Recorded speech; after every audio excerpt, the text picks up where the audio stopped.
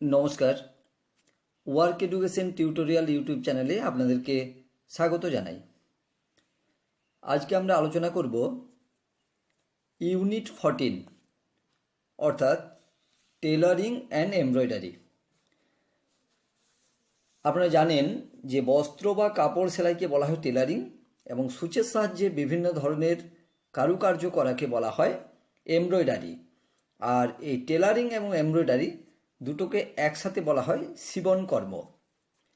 আমরা আজকে কয়েকটি সেলাই সম্পর্কে আলোচনা করব এবং পাশাপাশি সেই সেলাইগুলোর ছবি দেখানোর চেষ্টা করব এবং ভিডিওতে আমরা দেখব যে সেলাইগুলো কিভাবে করা হচ্ছে।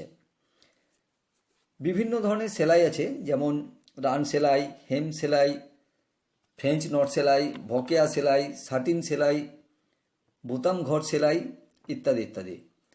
তার মধ্যে কয়েকটা আমরা আলোচনা করব। সেলাইয়ের জন্য কি কি সরঞ্জাম বা উপকরণের প্রয়োজন, প্রথম আমরা সেগুলো একটু জেনে নেব।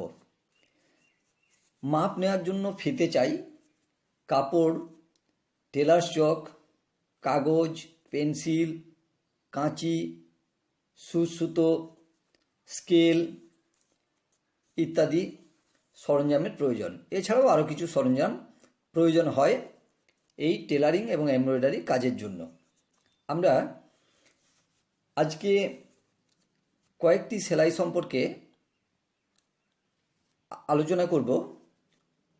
প্রথমে আসছি রান সেলাই। এই রান সেলাইকে ইংরেজিতে বলা হয় রানিং স্টিচ। কাঁথা যেভাবে সেলাই করা হয় ঠিক সেইভাবে, অর্থাৎ বাঁ হাতে কাপড় ধরে ডান হাতে সুতো সহ সূচটিকে একটি সরলরেখায় নির্দিষ্ট দূরত্ব অন্তর একবার ফোঁড় দিতে হয় এবং আরেকবার ফোঁড় তুলতে হয়। কাঁথা স্টিচের মতো এই সেলাই করা হয় বলে এই রান সেলাইয়ের অপর নাম কাঁথা স্টিচ বা কাঁথা সেলাই।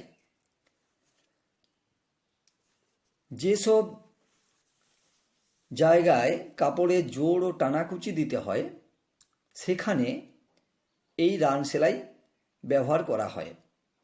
আমরা একটু ছবিতে দেখে নিই যে রান সেলাই বলতে ঠিক কি বোঝানো হচ্ছে।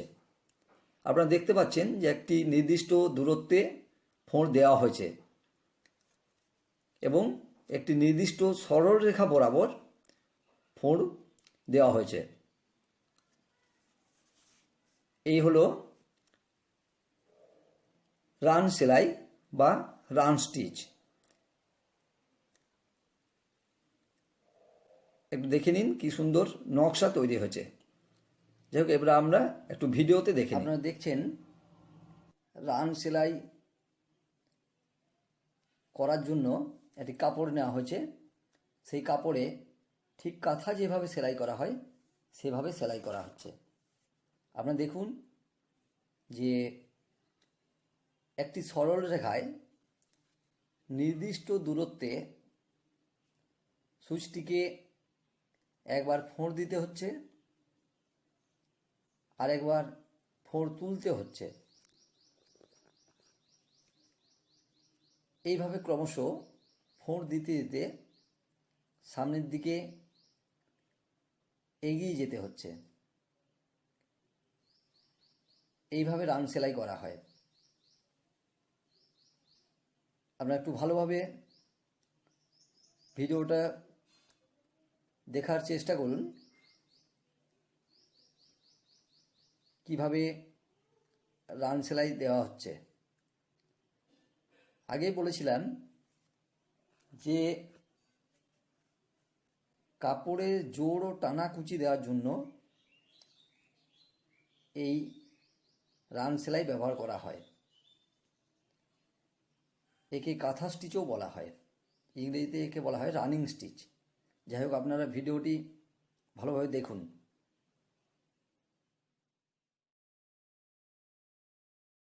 এবার আসছি হেম সেলাই। একে ইংরেজিতে বলা হয় হেমিং স্টিচ। একে তুরপাই সেলাইও বলা হয়। আপনারা ছবিতে দেখছেন কাপড়ের ধার মুড়ে নিয়ে বাঁ হাতে কাপড় ধরে ডান হাতে সূচ দিয়ে একবার ডান দিকে এবং একবার বাঁ দিকে এই সেলাই করা হয়।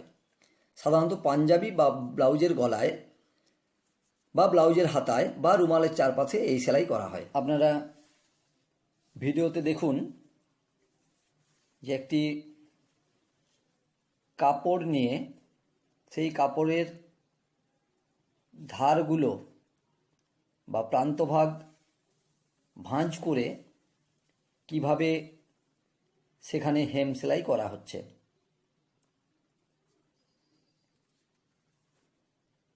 এই জন্য হেম সেলাইকে মুড়ি সেলাইও বলা হয়, কারণ কোনো কাপড়ের প্রান্তভাগ বা ধারগুলো এই সেলাইয়ের সাহায্যে মুড়ে দেওয়া হয়। এই হেম সেলাইয়ের অপর নাম হলো তুরপাই সেলাই। আপনারা ভিডিওতে ভালোভাবে লক্ষ্য করুন কিভাবে হেম সেলাই করা হচ্ছে। আপনারা দেখছেন এই সুচটিকে কিভাবে ফোঁড় দিতে হচ্ছে বা কিভাবে ফোঁড় তুলতে হচ্ছে। আপনারা একটু ভালোভাবে দেখুন।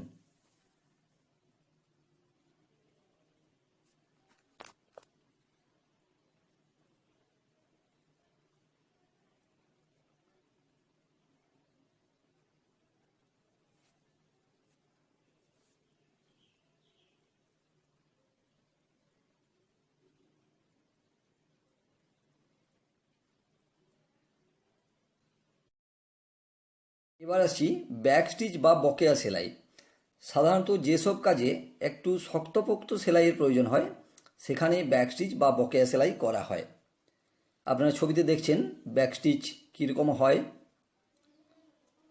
বা কিভাবে ফোঁড় দেওয়া হয়। আপনারা ছবিতে দেখুন।